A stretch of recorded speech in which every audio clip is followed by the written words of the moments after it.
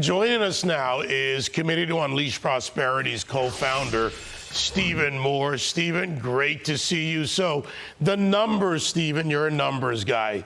They're great. We're not just winning, but when we look at the jobs numbers, when we look at the real assessment of CPI, of all of this, of inflation, it's really America that's winning.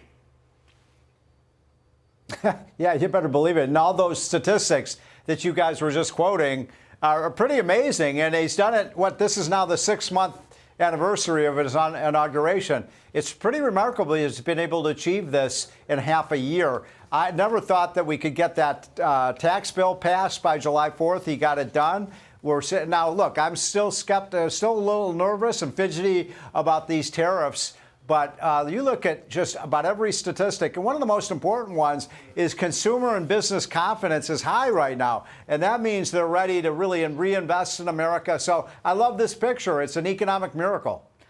Steve, what stood out to me, the kind of bookends of this week, you have this artificial intelligence energy event in Western Pennsylvania, and then you have the Genius Act signing to create a framework for stable coins. This isn't about today. This isn't about political victories.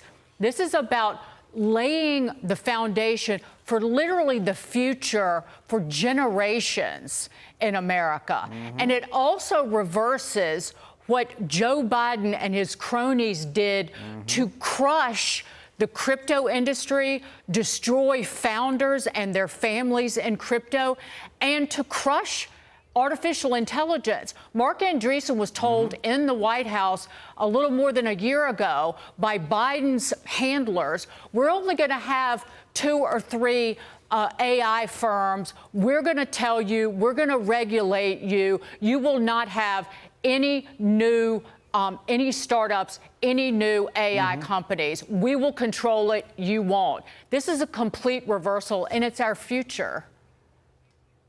So you're exactly right in your analysis there, Dagan. And I would say that also, you know, if you look back over the last 30 years, one of the most remarkable things is that the United States has come to totally dominate, globally dominate the internet age with great companies from Apple to Amazon to Google, and we completely dominated that. And what Trump is saying, and I love this story, you know what? We're going to dominate the next technological age, which is robotics, artificial intelligence, bioengineering, all of these things. And, you know, if we do that, no country can touch us. I want to mention something else, if I may, Dagan, that Trump did this week. He's doing so much, it's hard to keep track of these. But I love the idea that he's now going to allow 401k plans to own private companies and private equity and so on, which will expand the rate of return on 401k plans and make a lot of Americans rich.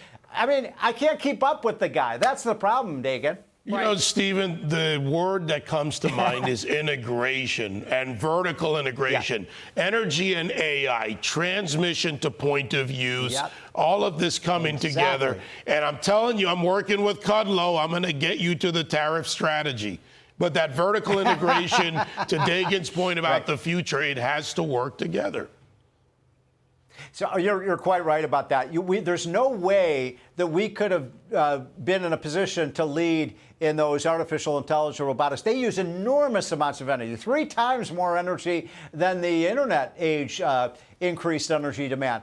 Does anybody in the right mind think we could meet those demands with solar panels and windmills? Well, Joe Biden thought that. So we've got a president who's now all in on oil, gas, coal, nuclear power, whatever we can do to finance this. We're going to need a lot of data centers. We're going to need a lot of better transmission lines. We're going to need pipelines. The whole infrastructure, Trump is all in on that. I mean, this is a president who, look, I'm not with him all the time on tariffs, but just about everything he's doing, amazing. By the way, I've been in this town for 40 years. I've been waiting for us to get rid of some government programs. Just in the last week, he's got World Bank financing. He's got rid of the Corporation for Public Broadcasting, the USAID, all this stuff we've been trying to get rid of for 40 years, and now it's gone. But I don't think that Joe Biden and company thought that AI would be powered with wind and solar.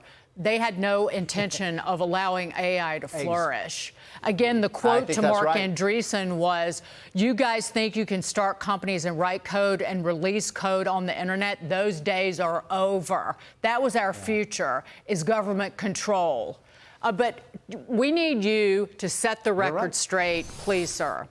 A new survey shows that voters are falling for the Democrats' big, beautiful law lies. 64% of Americans believe the big, beautiful law primarily benefits the wealthy. 51% thinks it will hurt the middle class, and 61% of people think it will harm the poor. It is the exact opposite, Steve. Set them straight. Yeah, the average family, you're right. We do a great job with policy. Sometimes we don't do a great job of marketing what we do. And you're right, the Democrats are very good at that because they have the fake media that's echoing everything they say every minute of the day. Thank God for Fox and Fox Business. But if you look at I'll just give you one statistic. The average family would have been paying $2,500 a year more in federal taxes. And I'm talking the middle class there, Dagan. $2,500 a year more in taxes next year and the year after and the year after if we had not passed this bill. After 4 years of Biden, I don't think they're in any shape to pay more taxes. Well, I'm going to keep working on you on the strategy. We've been working together a long time. I'm a free trade guy. I'm with you, but we got to get there, Stephen. We'll keep unleashing prosperity. Trump keeps unleashing American economic power. I love that. Thank you, Steve Moore. Thank you, guys.